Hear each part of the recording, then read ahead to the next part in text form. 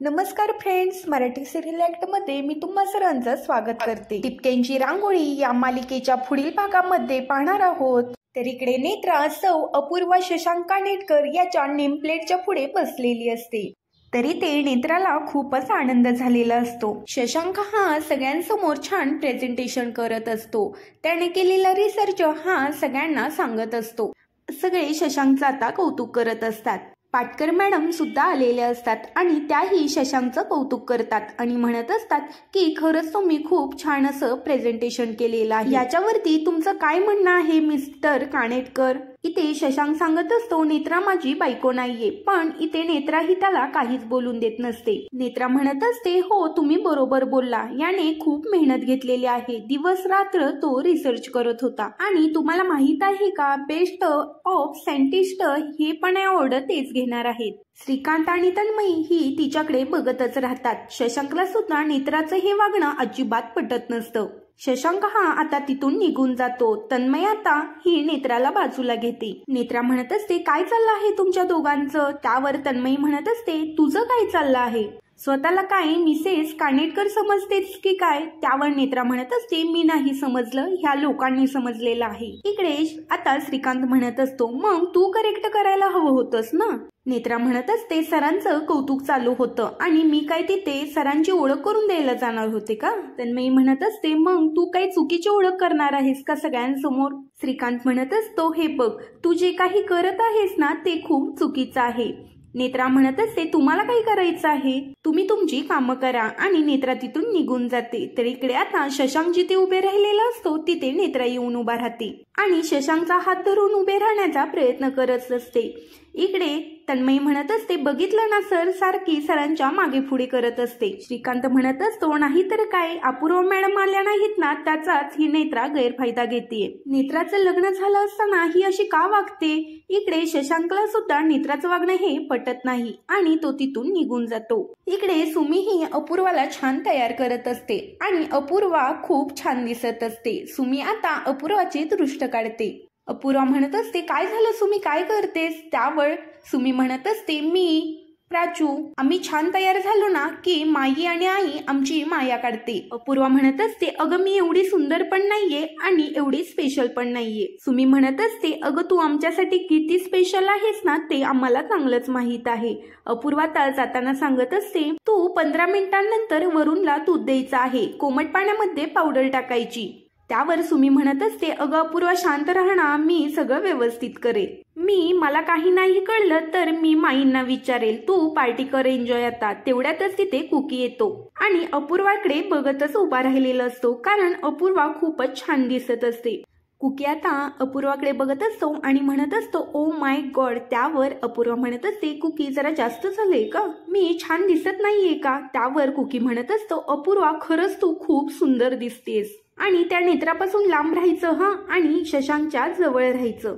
सुमी म्हणत असते की ती नेत्रा तुला काही बोलली ना तर तिला इग्नोर करायचं। शशांक दादा तुझी बरोबर बाजू घेतोय, तू काळजी करू नकोस, तू फक्त पार्टी एन्जॉय करायची। कुकी म्हणत असतो, आपलं एन्जॉय करायचं, कोणाकडेही लक्ष द्यायचं नाही। असं म्हणून आता अप्पू तिथून निघून जाते। सुमी म्हणत असते, कुकी मला असं वाटतच नाही की माझी वहिनी ही माझ्या भावाला भेटायला चाललेली आहे। मला असं वाटते की मी माझ्या लहान बहिणीला आवरलेला आहे आणि ती तिच्या बॉयफ्रेंडला भेटायला चाललेली आहे। तेव्हा इकडे कुकी सुद्धा शांत बसतो आणि गालातली गालात हसत असतो। कुकी म्हणत असतो, अपूर्वा ही नात्याने मला सून लागते, पण ती एवढी लाजवी आहे ना? नेत्रा ही आता तिथे उभी राहिलेली असते। तेवढ्यातच शशांक हा सगळ्यांसोबत जेवण करत असतो आणि शशांकच्या तोंडाला काहीतरी लागतं। नेत्रा बघते आणि ते पुसण्यासाठी नेत्रा आता शशांकच्या जवळ आलेली असते। शशांकला हे पाहून खूप राग येतो। त्यावर शशांक म्हणत असतो, काय करतेस नेत्रा तू हे? नेत्रा म्हणत असते, सर तुमच्या ओठाला काहीतरी लागलं होतं। शशांक आता नेत्राला म्हणत असतो की काय करतेस ते तुला तरी कळतंय का? जरा वागताना विचार तरी कर ना, माझ्या ओठाला लागलं होतं तर मला सांगायचंस, एवढी विचित्र का वागतेस तू? नेत्रा म्हणत असते, सर माझं वागणं तुम्हाला उद्धट वाटत असेल तरीही तुम्ही आज स्पेशल पर्सन आहात आणि लोक तुमच्या बरोबर बोलायला येतील असं तुमच्या ओठाला लागलेलं पाहून त्यांना कसं वाटेल? शशांक म्हणतो तू माझ्यापासून लांब राहायचं आणि तसं म्हणतो आणि तिथून निघून जातो. तेवढ्याच तिथे तन्मयी येते. अगं नेत्रा काय करतेस तू? किती त्याच्या मागे पुढे करतेस? लोकांच्या नजरेमध्ये येतेस तू.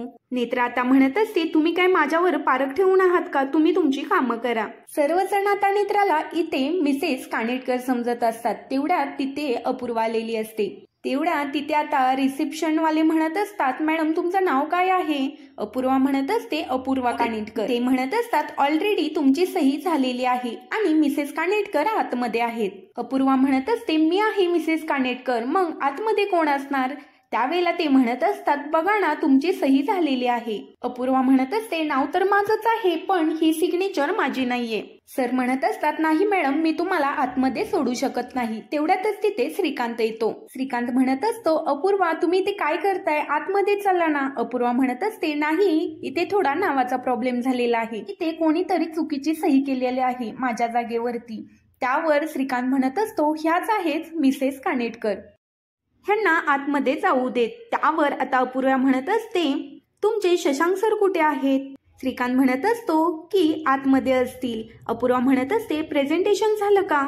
श्रीकांत म्हणत असतो हो सरांचं प्रेझेंटेशन खूपच छान झालं आणि सरांचं सगळ्यांनी कौतुक केलं. इकडे अपूर्वाला खूप आनंद झालेला असतो. आता अपूर्वाचं लक्ष ही तन्मयीकडे जाते आणि ती तन्मयीला आवाज देते. ती तिला आता हाय हॅलो करायला येते. तेवढ्यातच तिथे श्रीकांत येतो आणि श्रीकांत तन्मयीला विचारत असतो आपले शशांक सर कुठे आहेत? त्यावर तन्मयी म्हणत असते की सरांना मी बाहेर जाताना बघितलं आहे. श्रीकांत म्हणत असतो मी सरांना बोलवून आणू का? त्यावर अपूर्वा म्हणत असते नको मी तुमच्या सरांना बोलवून इथे घेऊन येते, तुम्ही सगळेजण एन्जॉय करा. असं म्हणून ती आता बाहेर निघून जाते. तरी इकडे शशांक हा बाहेर आलेला असतो. नेत्रा इथे किती विचित्र वागते ह्या गोष्टीचा त्याला राग आलेला असतो. सगळ्यांच्या नजरेमध्ये येईल ना, आमच्या दोघांच्या पण चारित्र्याला डाग लावते ती. तेवढ्यातच तिथे नेत्रा येते आणि नेत्रा शशांकला तशी पाहते आणि त्याच्याजवळ बोलायला येते आणि शशांकला म्हणत असते सर तुम्ही इथे काय करताय? चला ना आतमध्ये जायचं आहे. आणि ती शशांकचा हात पकडायला बघते. तेवढ्यातच शशांक तिचा हात झिडकारतो आणि म्हणत असतो काय करतेस तू? तुला तरी कळतंय का? तू काय स्वतःला मिसेस कानेटकर समजतेस का? मिसेस कानेटकर समजून इथे सगळ्यांसमोर वावरते का? नेत्रा म्हणत असते सर तुम्हाला पण हेच हवं आहे ना, तेच मी करते. शशांक म्हणत असतो काय ग काय हवं आहे मला आणि तू का अशी विचित्र वागतीयस? नेत्रा म्हणत असते की सरांनी सांगितलं होतं ना की अपूर्वाला सोबत घेऊन यायचं आहे म्हणून, मग तुम्ही का तिला तुमच्या बरोबर घेऊन आला नाहीत? मला माहित आहे तुम्हाला अपूर्वाची लाज वाटते, ती बालिशपणा करते ना म्हणून तुम्ही तिला कुठे घेऊन जात नाही. शशांक म्हणत असतो तू काय बरडतेस? ती तुला तरी कळतंय का? नेत्रा म्हणत असते मला माहित आहे सर तुमचं अपूर्वावर नाही तर माझ्यावरती प्रेम आहे आणि तुम्हाला फक्त माझ्या बरोबर यायचं होतं. तुमचं लग्न सुद्धा आता जगाने मान्य केलेलं आहे. आपण दोघे आता ते एकत्र आलेलो आहे. तुमचं माझ्यावरती किती मनापासून प्रेम आहे म्हणूनच मी तुमच्या नावाचं कुंकू माझ्या भांगेमध्ये भरते. शशांकला आता इथे खूप आश्चर्य वाटतं आणि शशांक म्हणत असतो मला माहीतच होतं तुझं लग्न झालेलं नाहीये. नेत्रा म्हणत असते माझं लग्न झालेलं आहे आणि मी तुमच्याच नावाचं कुंकू माझ्या भांगेमध्ये भरतीये. मी देवा ब्राह्मणांच्या साक्षीने हे कुंकू माझ्या भांगेमध्ये भरलेलं आहे. आता शशांकला इथे आठवतं त्याचा चुकून हात लागलेला असतो आणि ते कुंकू हे नेत्राच्या कपाळामध्ये लागलेलं असतं.